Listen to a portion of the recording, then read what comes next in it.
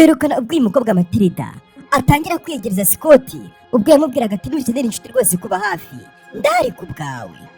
Ako kanya wa mukobwa Olivia yahise abagwa gitumo barimo kuganira. Ako kanya Matilda kugira ngo ahite babaza Olivia yahise yegera Scott gake gakeya atangira no kumwikoreshwa ku rutugu. Ahangaha n'ubushize twasoreje Olivia arimo kubitegereza. Uyu mukobwa Matilda yabujije Olivia kwegera uyu musore Scott ngo kubera ko n'umusore ngo boringa ngo afite ngo bad energy ngo atazabimwanuza maze abantu hano mu kigo bakamwanga. Matilda yegereye umusore atangira mwikoreshwaho kugira ngo atere akajinya Olivia. Nyagasani umusore angaha we ntabwo yari azi biri kujya mbere. Yakomeje aganiriza umukobwa Olivia bigira ngo bimuteye iseseme ahita yigendera ababaye. Nyagasani ubwo Matilda byose arimo kubikora kugira ngo atere akajinya Olivia. Ubwo abangaba bakomeje kuganira ubwo Olivia n'umujinya mwinshi yaje atarwiyambitse atari kubyumva ukuntu inshuti ye magara iri kumuca inyuma ariko tubyita. Ubwanga wa mukobwa Matilda yaje amwirukana inyuma amuhamagara ati Olivia ati Olivia wahagaze nkakubwira. Ubwo agiye kumwikoreshwaho Olivia ati nshingukaho. Matilda ati ndashaka ko tuganira. Olivia aramusubiza ati ushaka se ko tuganira iki mu by'ukuri? Ushaka ko tuganira iki? Genda kubonye urimo kwiganira na Scott umwibwirishwa ubusabusa umwisekeshwaho umwikoreshwaho. Ndabyibuka ko uriya muntu wa mbere wambujije kwegera uriya musore ariko kandi ni nawe muntu mubonanye nawe uri kugenda umwibaraguzwaho umwibwirishwa ubusa. Matilda atari ko siko muna bikubabaje ubundi kuki uri kwakitinga gutyo? Scott aranyikundira. Ikibazo ni iki? Kumba na wafushye muko wahiye mushotoye. Ibyo niko babyita. Olivia ati ngo njye nafushye cyangwa warasaze ngo njye nashyushye. Mati ati cyane rwose washyushye. Icyo ni kubona ahubwo nuko utari kwemera yuko Scott ankunda ahubwo atari we yahisemo kuba nyikundira bigutwaye iki? Ntabwo nakwizera ko ari we uri kumbwira gutyo Mati. We warambwiye ngo ngendere kure uriya musore ngo kugira ngo ntazabibabariramo. Ubundi kubera iki ibintu birimo kubikora? Matilda ati ariko sinaguzi yuko abantu bahinduka. Ako karunose kukibagirwa. Nyagasani Olivia byaramucanze. Olivia ati Matilda warambeshye. Kubera icyo wambeshye kuri ya musore ari umuntu boringa ngo afite ngo bad energy n'ibiti byose wamuhimbiraga. Wari uri kugira ngo kumbe umwiyegereze? Okay ntaribi. Natumye nizera ibyo wambwiye. Uriya musore mufata ukundi kuntu kana atari kwari. Warambeshye. Unyanganire ko nakwizeye. Ariko icyo nakubwira cyo nuko nazongera kukwizera ukundi. I can't trust you anymore. Umukobwa Olivia yarakaye cyane ahita yigendera. Ubwo Matilda ati ngebyo birakureba n'akazi kawe. Ubundi kuki mama wigira nkaho nta bwenge ugira? Kuki wabyizeye ibyo nakubwiye? Kuki wabyizeye? Nyagasani ya nshuti ye umwe witego n'inshuti ye magara ngo bazabana ngo ubuzima bwabo bwose birangiye amwihindutse. Niyo si turimo Matilda. Nyagasani ukane kuri buto reka ngo musi tuzamura imibare. Ikindi kandi ukane kuri subscribe kugira ngo udacikwa na filime nk'izi mbagezaho n'ubundi umunsi ku munsi. Ndetse nimero yanjye ni 0780 14 16 ukanyandikira kuri WhatsApp tukajya twiganirira gake gakeya umunsi ku munsi. Ibyo ngibyo ngaha byarangiye maze kutugaruka ngaha kundi munsi. Wari umunsi umwe Olivia ari kumwe na Scott bicaye ahangaha. Nta n'umwe uri kuvugisha undi. Bimeze bite? Katurore. Bakiri aho ngaho hari umuforomo wasohotse kwa muganga maze bahita baguruka baramwegera. Umuganga ati twamuhaye imiti rwose Ada wanyu kandi ubu ngo barasinziriye. Ati ikizere nuko mwaza kugaruka andi masaha kugira ngo murebe niba ameze neza. Ada afite ikihe kibazo ko ari kwa muganga? Reba filime. Muganga abanyeshuri baramubwira turakoze cyane nta kibazo turaza kugaruka yakangutse. Muganga yahise agenda. Ndetse kandi ahangaha Olivia ndetse na Scott bahita bisubirira ku ishuri. Ada ngo ari kwa muganga byagenze gute? Tugarutse ahangaha wa mukobwa Matilda yaje kureba Scott aramubwira ati mu by'ukuri ntabwo nkwishimiye pe wambabaje. Umusore ati nakubabaje gute se kandi? Matilda cyagiye wansize njyenyine aho twe turi kunywera agakawa kubera iki wabikoze? Biriya bintu rwose ntabwo nabikunze. Ubundi kubera icyo utanze by'iruhushya mbere y'uko ugenda? Nyagasani umusore ati wenda unyihanganire ariko se ngomba kubanza kugusaba uruhushya mbere y'uko ngenda? Umukobwa ati cyane rwose. Umusore ati wiki? Uriya mushiti wacu yari arwaye. Icyo nagomba gukora nta kindi kwari ugushaka uburyo twamwitaho akajyanwa kwa muganga. Matilda ati ariko ntabwo ari kumenya yuko Ada arwaye iyo Olivia ataguhatiriza kujya kwa muganga mujyanye, wari kwibwirwa n'iki? Scott ati Olivia rwose ntabwo yigeze anshyiramo agahato ko kujya kureba Ada, urumva ikindi kandi niyo akanshyiramo nta kibazo kwari ukujya gutabara ubuzima bw'umunyeshuri mugenzi wacu, kubera iki nari kwanga kujyayo. Ariko se ubundi kubera ikimeze gutyo Matilda, kubera iki witwara gutyo kweri, kubera iki? Matilda ngaha yatangiye kurya indi mati nyine unyihanganire, ntabwo nifuzaga nyine ko waza kwibona gutyo, ariko atarakomeza kuvuga Scott atoke nta kibazo, reka tuzongere tuvugane ejo. Umusore ngaha ahita yigendera. Matilda ngaha byaramubabaje kubona uyu musore Scott akomeje kugenda yiyegereza gake gake ya Olivia. Yarahindukiye aramureba aravuga ati ariko iki gisore mwana Nyagasani, umukobwa yemeye guhemukira inshuti ye magara kugira ngo abone urukundo rw'umusore yakunze Scott. Scott aranga undi munsi ari kugenda arangariye hano urupapuro gake gakeya niba bamwandikiye simbizi. Ati kano kantu ni keza cyane. Ariko se mu by'ukuri ninde muntu washushanyije kino kintu kweri? Ninde yashushanyije kino kintu? Ati bino bintu rwose biragaragara nk'aho ari iby'ukuri, wagira ngo ntabwo ari igishushanyo. Ninde wakoze bino bintu? Uko wagira ngo ni ibyanyabyo wane? Ati neza rwose no muntu turasa. Akiri aho ngaho yese amagana Matilda ati Matilda we ngwino mwereke gato, ngwino mwereke. Matilda ubwo yisaza. Umusore ati nyihanganire kuba nkorogoyeho gatoya, ariko ndifuza kuba nakubaza akabazo gatoya nyine kuri kino kintu mfite hano mu ntoki. Waba uzi umuntu ushushanya gutya muri kino kigo? Cyangwa se umuntu ushobora kuba yashushanya ikintu nk'iki ngiki? Ninde? Uyu mukobwa Matilda arabizi ko umushuti wa Olivia mu by'ukuri azi gushushanya ndetse kandi wakoze kino kintu, ariko yese amubwira ati oya ntabwo nzi rwose umuntu wakoze kino kintu. Scott atari ko kino gishushanyo kuye muri library, byanga bikunda hari umuntu rwose washushanyije ari kundeba, ni umuntu utari kure yacu. Uwo muntu ninde ushushanya bigeze ahanga ku buryo wagira ngo ni njyewe? Twe turamuzi umuntu ushushanya gutya ni Olivia, ndetse uno mukobwa Matilda we arabizi ko ari Olivia washushanyije kino gishushanyo. Ariko ahangaha yaramubwira ati ewana ni keza kano gashushanyo, ariko sinzi umuntu wagashushanyije. Nyagasani ati umuntu ufite imana yo gushushanya rwose bigeze ahangaha ntabwo nzi rwose ngo ninde. Atangiye kwihakana umushuti we. Nyagasani ishyari ni ishyano. Scott ati mu by'ukuri nkunze uburyo rwose akoramo ibintu bye neza neza wagira ngo ni ibyanyabyo. Ati ariko se kuko mu by'ukuri ntabwo uzi umuntu wabushushanya bigeze ahangaha muri kino kigo? Ongera urebe neza rwose umbwire niba n'agasinye yashyizeho ushobora kuba wamumenyeraho. Umukobwa ati mu by'ukuri ukuntu biragaragara ko uyu musore wagushushanyije ewana ari umuhanga, gusa ariko ntabwo nzi ngo ninde.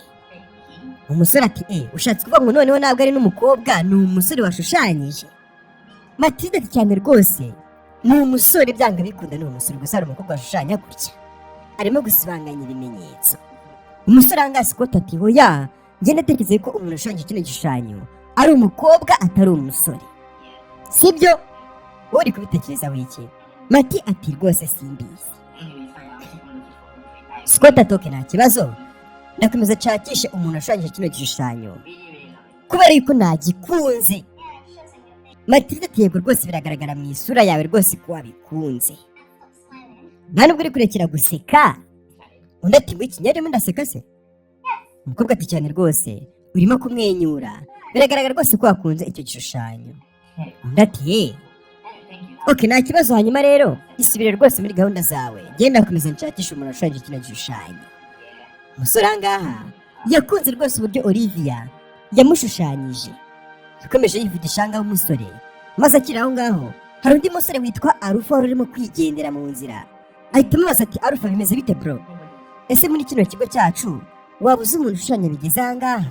Ewana nyine ngiye muri library nsanga hari umuntu ushushanyije bigeze ahangaha ariko nabuze rwose ngo ninde.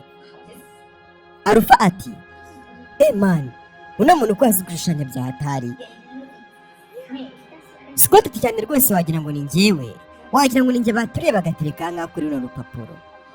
Alpha nawe yarumiye maze ati ewana uyu muntu azi gushushanya ariko sinzi neza mu by'ukuri ngo ninde.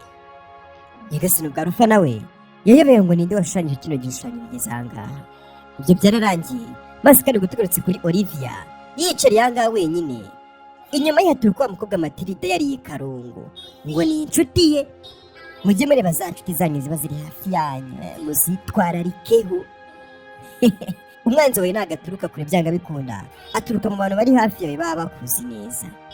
Ku kanya Matilda yaje hariye umwanda yarakaye cyane, aza arimo gusatira Olivia. Ubwo n'umujinya mwinshi yaraje maze aramubwira ati Olivia, ndashaka kuvugana nawe. Olivia ati ni ikihe kibazo gihari Matilda we? Ibintu byose bimeze neza?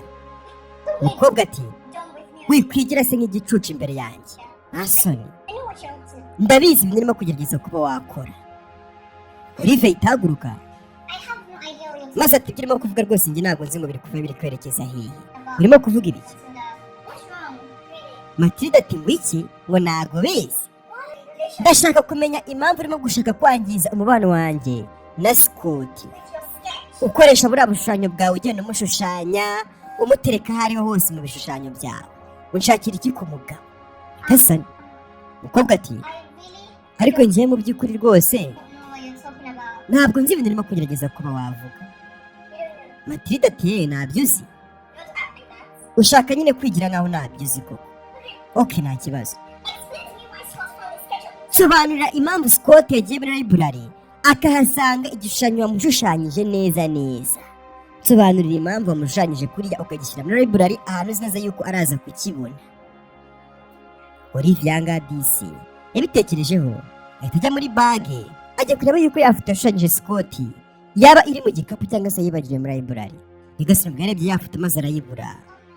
Maze ati cya gishushanyo namushushanyije mu by'ukuri nari nzi yuko kiranga mu gikapu, ariko nta kiri mu byanga bikunda, ubwo urumva yuko nakibagiriwe muri library. Matilda ati urimo kumbeshya. Olivia ati nukuri rwose ndarahiye izina ry'Imana Matilda we, ntabwo ndimo nakubeshya. Nari nzi yuko rwose sketch yanjye cyangwa se cya gishushanyo kiranga mu gikapu. Matilda ati umva urimo kugerageza kwigira rwose umwana mwiza Olivia, byanga bikunda byose wabikoze ubishaka, ushaka kwangiza umubano wanjye na Scott. Umva mubwire wa mukobwa we, ndabizi rwose umukino urimo gushaka kuba wakoresha, ndabizi ibyo uri kugerageza kuba wakora, ariko ntabwo biraza gukora. Urumva ntabwo biza gukora, wikwitambika umubano wanjye na Scott. Ariko ubundi kubera iki wirengagiza yuko ubuzima bwawe ufite buri mu kaga, ugakomeza wishyiraho imitwaro yo kwemeza Scott kandi utabasha no kuba wamushimisha? Urabizi yuko ubuzima bwawe buri mu kaga, akanya kariko kose wava no mu mubiri. Nyagasani yaramukomerekeje amubwira ikintu gikomeye cyane ku buzima bw'uno mukobwa. Ni nko kumubwira ati mu by'ukuri kuzi kuri nyakwigendera wenda gupfa, waretse kwitambika mu buzima bwacu. Nyagasani yamabanga mubwira inshuti zanyu akomeye cyane niyo zikoresha zibasenye zibakubita hasi. Uyu mukobwa Matilda umubwira no magambo niwe munyeshuri wenyine yabwiye ikibazo cy'ubuzima afite, ariko kandi ni nayo magambo Matilda arimo gukoresha kugira ngo amurangize, amwicisha ahagaze. Nyaboneka mujye mubika amabanga yanyu, kubera ko iyo washwanye na wa muntu wayabwiye nicyo kintu cya mbere aheraho agushyira hasi. Umukobwa yarababaye cyane sha Olivia. Akira ngo mwarimu wabo aza amusanga, yitegereje neza abona Olivia ntabwo ameze neza. Olivia disi yarababaye cyane. Mwarimu aza kwitegereza ikibazo umukobwa afite, aramubaza ati Olivia umeze neza? Umwana ati yego rwose meze neza. Mwarimu we ati hanyuma se niba umeze neza kubera iki wicaye ahangaha wenyine? Ntiwakabaye ubu ngubu bamaze kugera mu rugo? Umwana ati yego nakabaye kuba nageze mu rugo, ariko n'ubundi rwose ibyo ndimo ndabisoje ndagiye. Olivia yahise ahaguruka maze ati uze kugira umunsi mwiza mwarimu. Yaramusezeye. Mwarimu ati Olivia nawe rwose uze kugira umunsi mwiza. N'umwarimu wita ku banyeshuri be. Ibyo byararangiye. Tugarutse mu rugo kandi kwa Olivia. Yageze mu rugo n'ubundi akomeza kwishushanyiriza. Uno mwana afite impano yo gushushanya. Gusa ariko yari yababaye cyane bitewe n'amagambo inshuti ye Matilda rwose yizeraga kubi yamubwiye. Ni amagambo atari meza. Yamubwiye ati umva, urabizi neza ubuzima bw'ahantu bugeze isa n'isawana tuvamo rwose ukipfira, wikwitambika iby'urukundo rwanjye na Scott. Ayo magambo n'umukobwa yaramubabaje shaho. Uzi kumva inshuti yawe ishaka kwibutsa yuko isa n'isaha wapfa? Ikiri aho ngaho mama we yaraje asanga umwana ari kuri mu bitekerezo, aramuhamagara ati Olivia umeze neza? Umukobwa ati yego rwose nta kibazo mfite mama, ameze neza. mama yaramwitegereje maze aramubwira ati wa mwana we ko kuva wava ku ishuri umeze gutya utarimo kuvuga byagenze gute? uri kumwese ukuri koko umeze neza? umwana ati mama rwose ni umunaniro usanzwe nta kindi kibazo kidasanzwe. umubyeyi ahangaha yahise amuha amazi arangije ahita amuha n'imiti ye. umwana aramushimira turakoze mama. ubwo mama ahita amwegera aramubwira ati mwana wanjye urabizi yuko umbwira buri kimwe icyo ari cyo cyose, n'ubundi niba hari icyo wumva wambwira njye rwose nguteze amatwi isaha iyo ari yose wambwira mwana wanjye sibyo? umwana ati yego nta kibazo mama. ati rero fata imiti yawe neza hanyuma nugira icyo ushaka kumbwira isaha iyo ari yose umbwire mwana wanjye niteguye kukumva. umubyeyi se yigendera asiga Olivia ahangaha agiye gufata imiti. murabizi yuko arwaye indwara yitwa lupus, ni indwara imuzengereza bya hatari. umukobwa ati isa ahangaha ni akana keza kakiri gatoya katangiye gufata imiti. uyu mwana w'umukobwa Olivia mu by'ukuri abaganga bavuze yuko indwara arwaye ari indwara ifite rwose ubukana budasanzwe ku buryo adafashe imiti ye neza isaha iyo ari yo yose yamugaragura ikamubirindura ugasanga avuye mu buzima. n'umukobwa mwiza katangiye gufata imiti yako neza, karimo kugenda kiyakira gake gakeya. nubwo amagambo yabwiwe n'inshuti ye Matilda yamukomerekeje, ibyo byararangiye. tugarutse ahangaha ku ishuri ya ndwara lupus yatangiye kwataka uno mwana w'umukobwa Olivia. lupus ahangaha yatangiye kumuzengereza atangira kubura umwuka gake gakeya agacika intege. ubwo ari ahangaha umukobwa yabuze imbaraga zituma akomeza kugenda ahagarara ahangaha. nyagasani Olivia disi yatangiye kwibwa bikomeye cyane. Scott akiri aho ngaho yumvishe umuntu urimo gutaka inyuma ahangaha yihuse cyane ahita aza kureba ngo ninde urimo gutaka. yarebye mu ishuri abura umuntu, arebye inyuma y'ishuri abona ni Olivia. yaje yihuta ati Olivia umeze neza? mvugisha umeze neza? umwana ati huya mu gituza ameze nabi. ahangaha Scott ati reka tugende reka ngutware tujye kwa muganga sibyo? mvugisha Olivia komeza uhumeke. Scott akomeza amubwira ati komeza uhumeke, urumva umeze neza? Olivia ahangaha yihagararaho ati yego ubungubu ndumva ameze neza, wakigira mu bintu byawe nta kibazo, ubungubu ndumva ameze neza. Scott ati ngo iki? umeze neza gute kandi mbona kuri kwihagararaho urimo kuribwa? ni gute uri kumwira kumeze neza? Olivia ati nta kibazo ugire muri classe njyewe meze neza kano kanya. yagasini Scott ahangaha ntabwo yari kubyumva, aramubaza ati niko ibyo uri kumbwira ubihameje n'umutima yawe yuko umeze neza? umukobwa ahangaha yahise agenda kwa kwihagararaho. Scott disi ahangaha nta nubwo azi ikibazo n'umukobwa afite ko ari ikibazo kidasanzwe. umukobwa yaragiye, Scott nawe ahita agenda ariko atari kubyumva neza ukuntu uriya mwana w'umukobwa yaba amubwiye ko ameze neza kandi abonye afite uburibwe bukabije. nyagasani lupus itangiye kubuza uno mukobwa amahoro. ibyo byararangiye. ubwo tugarutse ahangaha Olivia barimo aganira na mwarimu amubwira ati mu by'ukuri natekerezaga kuba naza mu ishuri mbe nabikuganirizaho. mwarimu ati Olivia rwose nta kibazo mbifiteho, nugira ikintu kikugora cyangwa se icyo ari cyo cyose wifuza ko nagusobanuriraho rwose uhawe ikaze, nta kibazo, uhawe karibu iwanjye. ndanga kuba nagufasha igihe icyo ari cyo cyose. umukobwa ati nta kibazo rwose mwarimu, ndagushimiye cyane. ubwo umwarimu w'abano bana ahita yigendera. ubwo Olivia nawe arimo kugenda hari uwamuhamagaye ati Olivia. uwamuhamagaye nta wundi ni Scott. araza akamwegera ati Scott umeze neza? ndagira ngo ngushimire mu by'ukuri ukuntu ejo wamfashije ukaba ku ruhande rwanjye, ni ukuri Imana iguha umugisha. umusore ati rwose mu gihe utameze neza mba ngomba kuba nakora igishoboka cyose kugira ngo byibura uve muri iyo situation itari nziza. umukobwa mu kwihagararaho ati rwose nta kibazo, ibyo wakoze birahagije, ibindi nta kibazo nzabyifasha. umusore ati uravugisha ukuri? ubungubu sinumva umeze gute? umukobwa ati meze neza. ubwo Scott ahita amaso ati nese mu by'ukuri biriya bintu bijya bikubaho? niba ntacyo bigutwaye wabimbwiraho ku bijyanye na buriya buribwe bwo mu gatuza. umukobwa ati uburibwe bwo mu gatuza? oya rwose pe, ubungubu umeze neza, reka biriya tubyirengagize. nagashaka kuba yabwira Scott ibiri kujya mbere mu by'ukuri ku buzima bwe. umusore ati uravugisha ukuri tubyirengagize? undi ati cyane rwose. Scott aramwegera akamubwira ati mbabwire Olivia, mu by'ukuri ntabwo nshaka kuba nakwinjira mu buzima pe sibyo, ariko igihe icyo cyose wifuza kuba wabivugaho nyine ushaka kubimbwiraho wamvugisha ukambwira nagutega amatwi. Umukobwa ahangaha ati uravugisha ukuri? Urakoze cyane rwose nyakubahwa. Uyu mwana Olivia ni umukobwa wubaha cyane. Scott aramubwira ati nugira ikibazo icyo ari cyo cyose umbwire rwose niteguye kuba nagutega amatwi. Olivia ati urakoze cyane. Ko bwangaha yishimyemo byibura disi kubona Scott amuri hafi ahita agenda yishimye. Scott nawe wabonaga yuko rwose yabaga ari kumwe na Olivia ibintu byabaga ari amahoro. Tugarusanga aha abanyeshuri bicanga ubona yuko bari bize rwose mu tuntu twabo. Scott nawe aba araho ngo rwose ubona yuko umusore wacu ari bize. Ako kanya Matilda yaje abasanga. Akira ngo Matilda yaje yigira Scott ubona yuko yibebeje maze ati hey Scott umeze ute? Ese yicara iruhande rwa Scott maze Scott ati umeze gute Matilda we? Umukobwa ati twaganira se. Scott ati nta kibazo kuki tutaganira se ahubwo. Matilda ati ndagira ngo mubaze impamvu uri kugenda umunga gake gakeya. Ndimo ndabibona ntabwo ugishaka nyine kuba uri kumwe nanjye nk'uko byari bisanzwe. Ikibazo kiri kujya mbere hagati yacu ni ikihe? Umusore ati ariko se ni ikihe kigaragaza ko uri kugenda nk'uhunga gake gakeya? Nigeze nkusezeranya ko nzakugumira iruhande njyewe. Abakobwa rero hari igihe ubereka yuko ubitayeho ukababera n'umwana mwiza, noneho bagatangira gutekereza ibindi ko wabakunze watandi wati kandi bagomba rwose no kugira n'ibyo ubaha. Nibyo uno musore arimo kuvuga.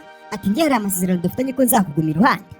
Njye rwose mu gihe muri bino bintu byo kwishuri ibyo byanzanye ahangaha sinzi ibindi irimo kuvuga ngo ni ibiki. Umukobwa ati uravugisha ukuri?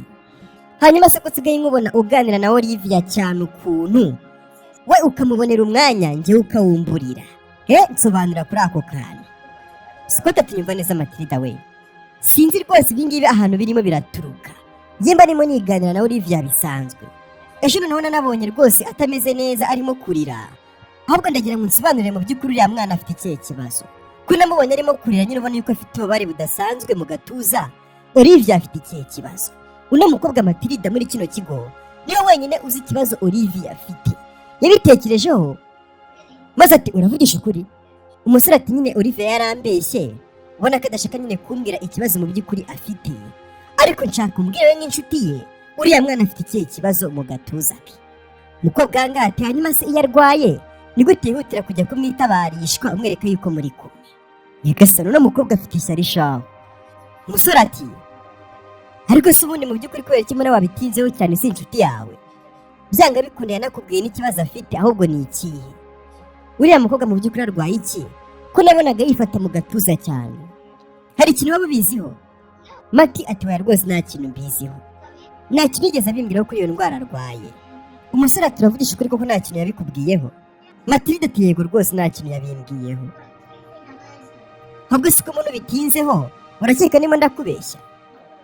Undi ati oya simvuze ngo urimo kumbeshya, icyo ndimo nashaka kuba nakubaza gusa ni ibijyanye n'ubuzima bw'uriya mwana niba ameze neza. We uri inshuti ye nyine byanga bikunda wakabaye kuba ubifiteho amakuru. Matilda ati oya nta makuru mbifiteho iby'uburwayi bwe. Murebe mu maso ukuntu umukobwa ameze, afitemo umujinya akagiramo n'ishyari icyarimwe. Nyagasani. Matilda n'agahinda kenshi kuko ubona uno musore Scott yakunze yitaye ku wundi Olivia byaramubabaje. Uretse urebe abanyeshyari ubuzima bibera musasa. Uno mukobwa yatangiye urugendo rwo kuba umunyeshyari, kandi buriya ishyari burya ngo niyo nzira ya nyuma umuntu anyuramo iyo agiye kuroga.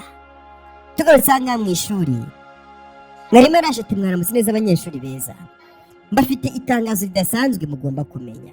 Icyumweru gitaha amakarasi yose harimo nyine ishuri rya art na science tuzahurira twese muri proje imwe kandi y'ingenzi cyane. Iyo proje kandi ishingiye ku buhinzi n'ubworozi, ndetse kandi icyo mwamenya nuko tuzasura parike imwe ikorerwamo ibyo bintu by'ubuhinzi n'ubworozi.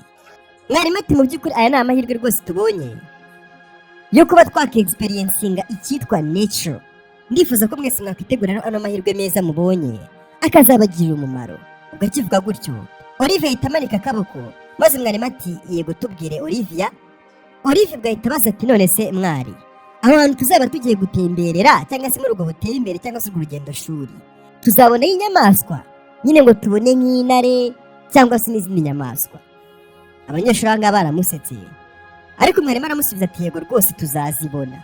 tuzabona izo nyamaswa, tuzabona ubwoko bwinshi bw'inyamaswa, tuzakomeza no kubona n'ibindi byinshi bitari n'inyamaswa. Mu by'ukuri tuzahigira ibintu byinshi. Ubwanga abanyeshuri bose baramwishimiye ndetse kandi bakomana amashyi. Ibyo byararangiye. Tugarutse aha ngaha kuri wa mwana wacu Olivia, mu by'ukuri akunda kuba ari wenyine. Olivia mwibuke neza yuko arwaye indwara bita lupus. Ino ndwara lupus ituma yumva ashaka kuba ari wenyine, kwigunga, kubera yuko badashaka yuko ari umuntu ukomeza kumenya ibijyanye n'ubuzima bwe. Rero bimuhitiramo kuba yakumva ari wenyine, ari nabwo buryo akomeje kuba yagaragaramo muri ino minsi. Akiriho ngo gake gakeya, hari umukobwa waje amwegera, ni wa mukobwa witwa Ada. Bavuga yuko uno mukobwa Ada ngo mama we ngo niwe muntu ukomeye cyane muri kino kigo, ashoramo n'amafaranga menshi kugira ngo bano bana bige. Nibuke neza yuko kari muri part 1 twaremye yuko Olive yigira kuri scholarship, yigira ku nguzanyo. Ndetse kandi uno mwana uri kuza amwegera Ada, mama we ngo afite ijambo rikomeye cyane ku buryo aramutse avuze ati kano kana ni kave muri kino kigo cyangwa se n'undi muntu wari wese, byahita bikorwa rwose, bigakorwa nk'itegeko. Adanga tukabonye muri part 1 ukunda kunyuzura abanyeshuri, yaje yegera ngaha Olivia. Yaraje aramubwira ati Olivia umeze gute? Yagasana Olivia akimukubita amaso ahita agiramo n'ubwo buno mukobwa baramutinya. Umukobwa ati ese twavugana nk'umunota umwe? Olivia nubwo yabwisha ati nta kibazo twavugana. Atabwo ushaka yuko tuvugana kuki? Adanga yuse cyane yicara ku ntebe yegera Olivia. Umukobwa ati Olivia we, mu by'ukuri nta kintu nigeze ngufasha muri buno buzima, ariko ndifuza kugira ikintu nkumenyesha nubwo tutari inshuti pe.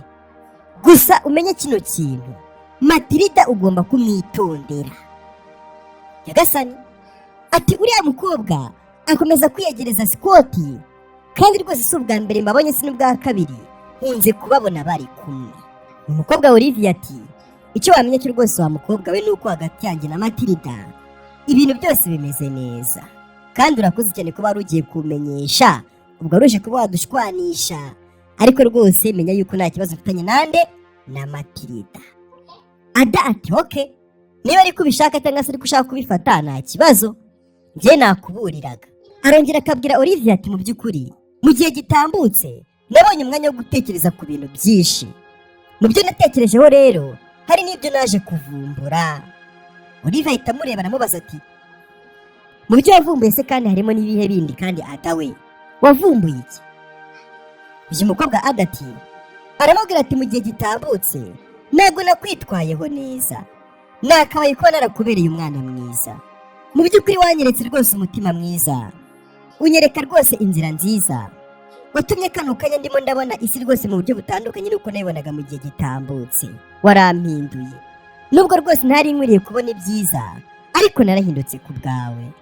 Yo Olivia ati buri wese mu by'ukuri agira igihe cye cyo kuba yakoramo ibintu byiza cyangwa se ibintu bitari byiza.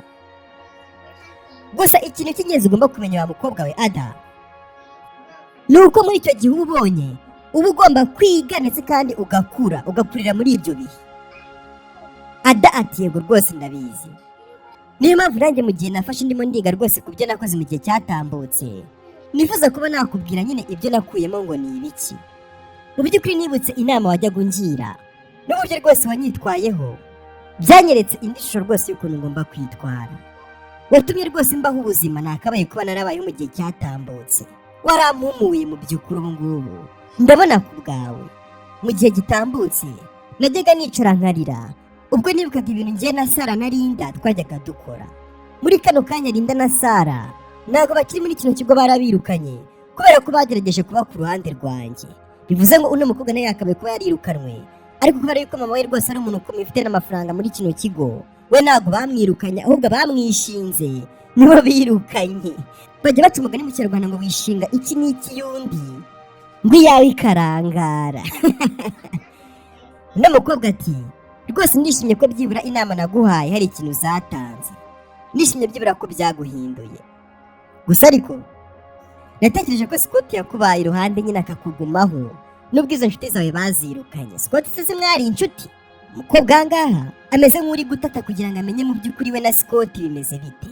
Ubwo Ada ati yego nyine niko wabitekereje, gusa ariko nyine mu by'ukuri ntabwo Scott yigeze ashaka kuba inshuti yanjye. Nyine ndavuga ibijyanye no kuba twakwisanga turi muri relationship nyine nka girlfriend na boyfriend, ntabwo yigeze rwose abishaka. Olivia ati kumbi njye natekereje yuko rwose we na Scott muri inshuti cyane rwose zegeranye za hafi.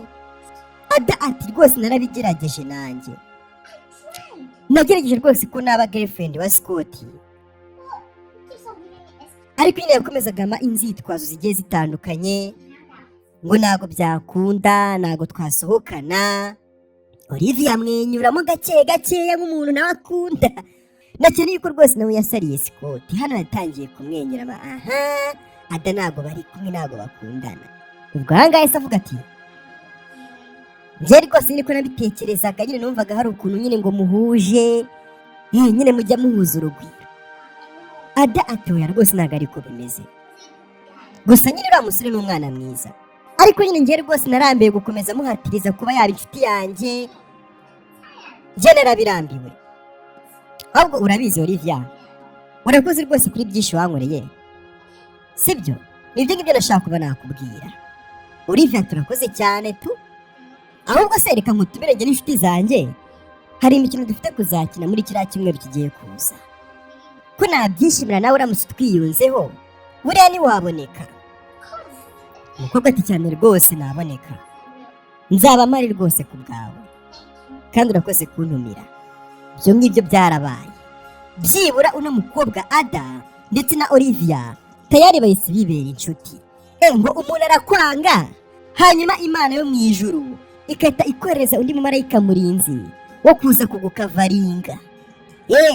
Niba hari umuntu wakwanze, Imana yo mu ijuru iri muri process zo kugira ngo ikohereze marayika murinzi aza gukavaringe icyo cyuho cy'uwo muntu, aza gikavaringe. Barahoberanye disi nk'inshuti, maze kandi ahangaha Ada ahita ahaguruka. Olivia ubu ngubu ni inshuti na Ada, umwana w'umukire bya hatari, ufite mama ufite amafaranga menshi cyane muri kino kigo. Nyagasani, ahangaha disi abantu baje kubona yuko uno mwana Olivia afite umutima mwiza ndetse kandi akagira n'ibitekerezo byiza, batangira kumwiyungaho. Muri part 1 narababwiraga ngo mu by'ukuri iyo ukora ibintu byiza si ngombwa yuko ujya gucreatinga amagenge n'amakliki n'ibikirekareka. Kora ibyiza, abona yuko uri gukora ibintu byiza bazaza bakwiyungeho. Olivia anga yishimye cyane ndetse kandi n'imisi komeza kwicuma bajya gukina ya mikino. Olivia anga yari yatumiye Ada, umukino bari gukina ni ya mikino y'abana bo mu bakire, Truth or Dare, simuyizi? Anga Olivia aba arimo akaraga agacupa, arakaraga kahita kareba kuri Alpha. Ko bose bavuga ati Alpha ni wowe. Ubwo Olivia ahita amubaza ati uravuga cyangwa urakora, Truth or Dare? Alpha ati wapi simvuga tu ndakora. Kimara kuvuga ngo arakora, Olivia ahita amubwira ati umva, ngaho niba ushaka gukora tubyinire imbyino y'inkoko, chicken dance.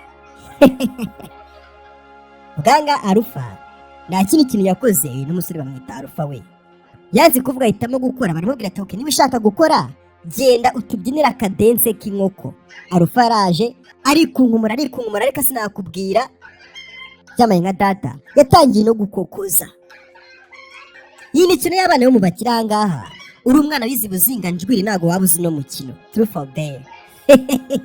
Alpha yamaze kubabyinira rwose imbyino y'inkoko, bahita bagaruka mu mukino. Ubwanga Olivia agiye kongera gukaraga agacupa, Ada ahita ahamagara wa mukobwa Matilda ati Matilda we waje ukatwiyunga.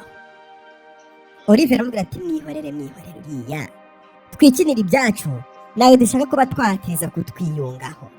Biragaragara yuko byanga bikunda hagati ya Olivia ndetse na Matilda batari kubyumva kimwe. Ati mwihorere inshuti yanjye, twikinire mwihorere, niba adashaka kutwiyungaho mureke. Abakobwa ahangaha nta mikino baba bafite. Olivia yarabanje arabareba, arangije arakaraga agacupa kahita kareba kuri wa mukobwa Joy twita bwiza muri kano gafilime, wa mwana uzi kuririmba.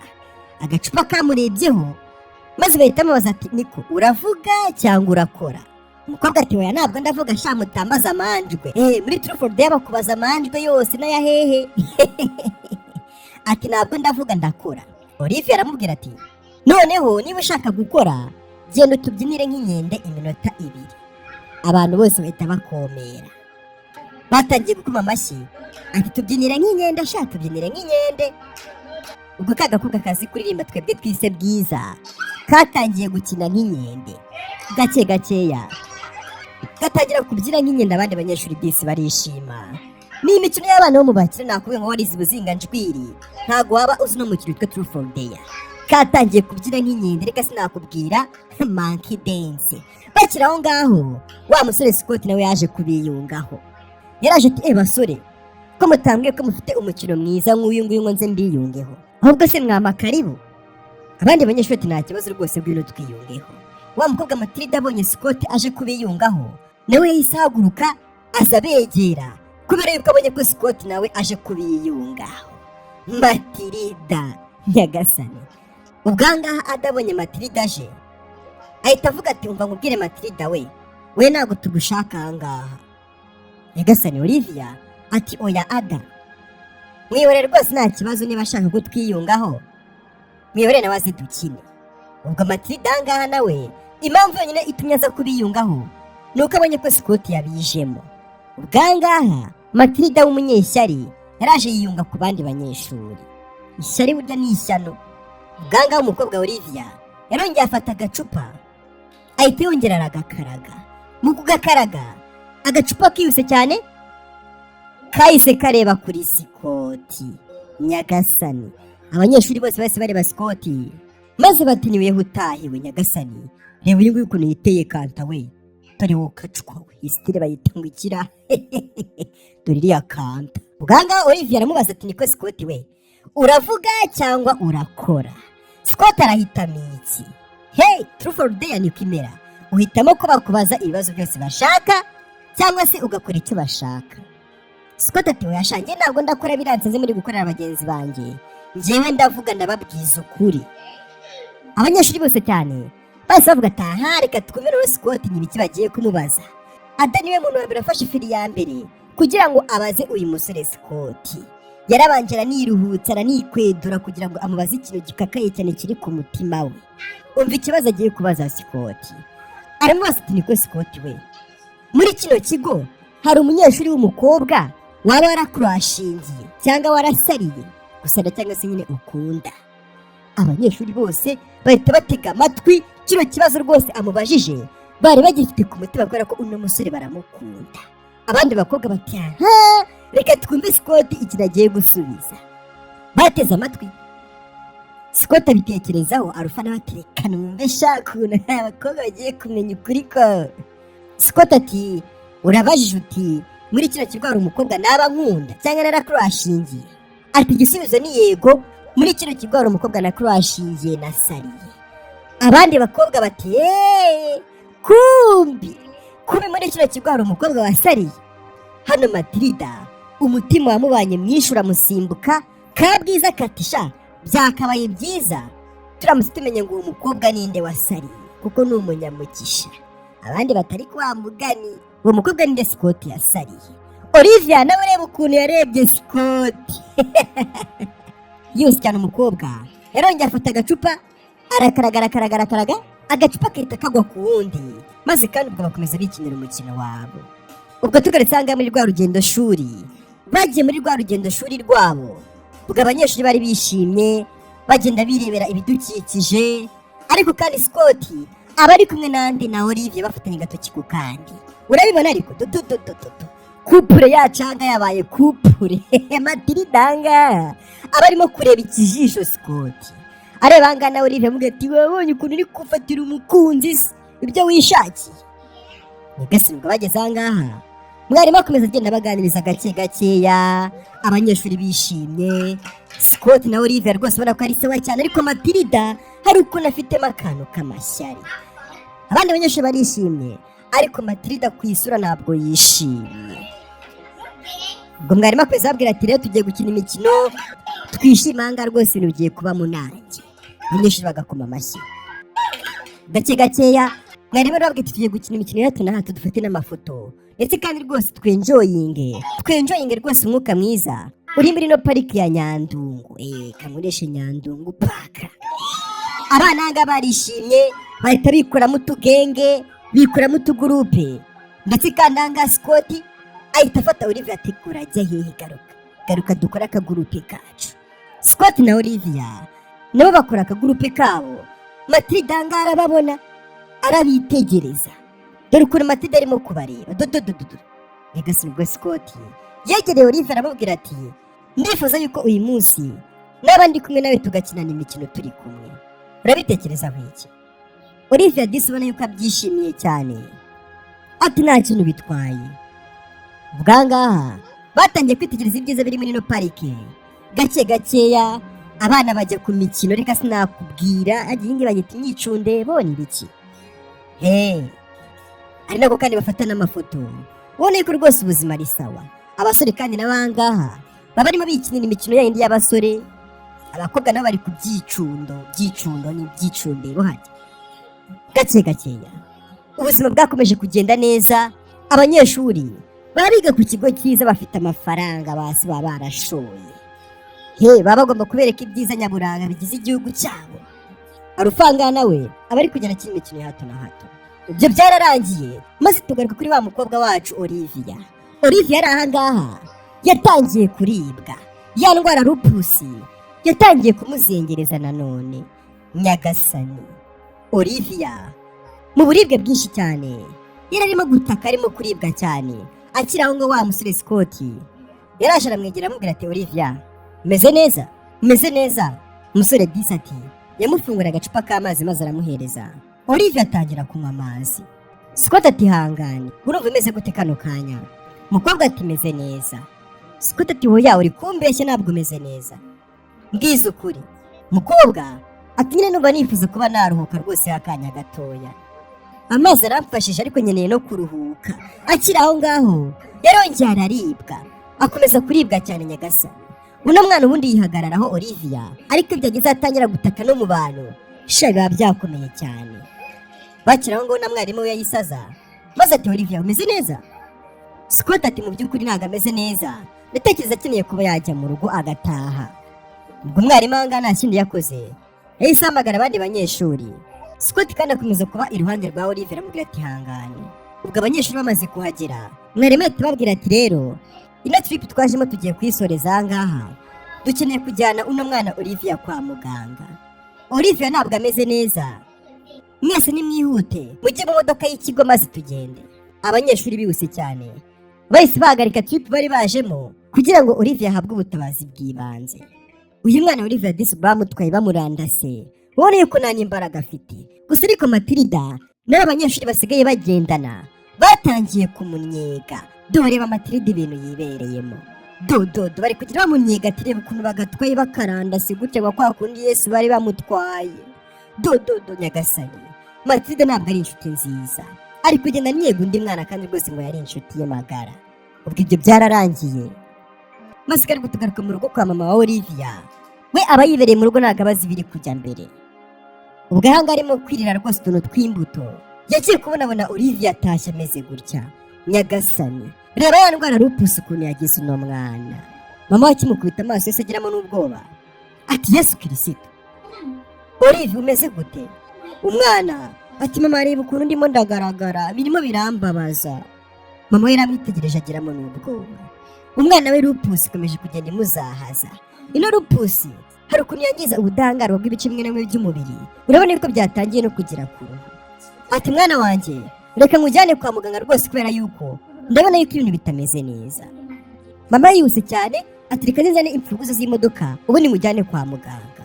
Yabonye bidasanzwe, umwana bari kuribwa muri chest cyangwa se mu gituza, ndetse kandi akababara cyane no ku ruhu.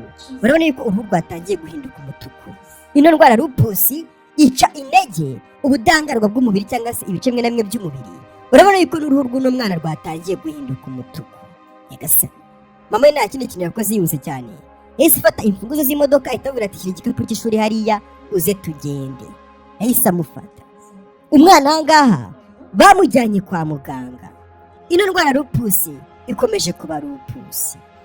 Nyagasani, nta kindi cyabaye, amasaha yakomeje kugenda acaho gake gake. Ubwo tugarutse kwa muganga ahangaha, umwana bahise bamuha igitanda, muganga akomeza amubwira ati uraza kumera neza. Ubwo kandi ahangaha umwana bari kumwe na papa we ndetse na mama we. Muganga ati rero nyakubahwa, ikintu nababwira nuko uno mwana akeneye guterwa urushinge rwitwa Vitocimab. Ati mu by'ukuri urwo rushinge nta kindi kintu rukora, rufite ubushobozi bwo kujijisha immune system y'uno mwana ku buryo immune system ye ibasha kuba yahangana n'ino ndwara yitwa lupus uno mwana arwaye.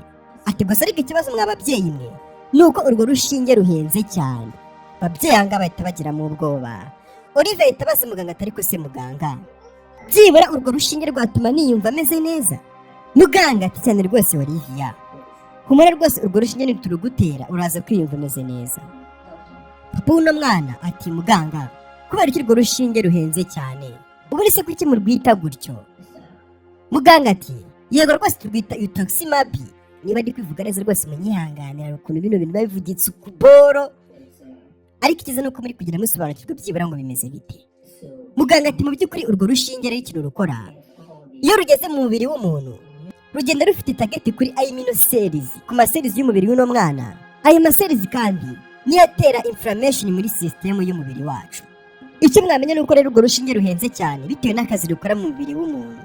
Bishobora kuba byabahenda kurugura, ariko rwose mbijeje yuko ruramutse rubonetse hari impinduka zahinduka rwose ku buzima bw'uno mwana. Papa w'uno mwana ati urakoze cyane rwose muganga.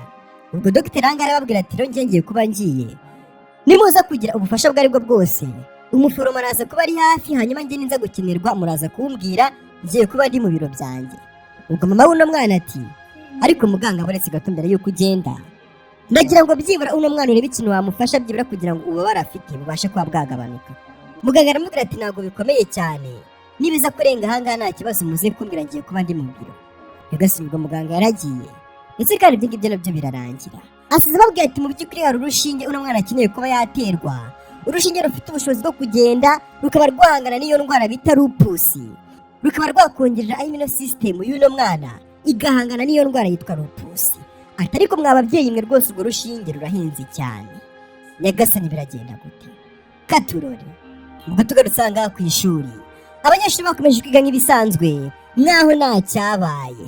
Ni ukuvuga ngo kugira ngo umenye agaciro ufite muri ino si, uzarebe iyo umuntu apfuye ari wa muntu rwose mwafataga ko ari umuntu wa danje, uzarebe ko hari ikintu gihinduka.